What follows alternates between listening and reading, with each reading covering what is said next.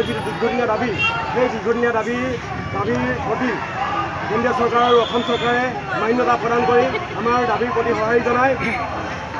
Asia মহাদেশৰ প্ৰথম যিগৰাকী মহিলা যোদ্ধা নাৰীসকলক একত্ৰিত কৰিবৰ কাৰণে যি প্ৰেৰণা যোগাইছিল সংগ্ৰাম কৰিবৰ কাৰণে সেই নামত যাতে এই দলংখনৰ নামটো ঘোষণা কৰি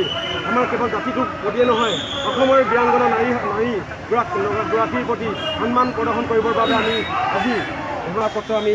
আগবঢ়াই দিছোঁ আৰু স্মাৰকপত্ৰখন লগতে তেখেতে পাঠ কৰি দিবৰ বাবে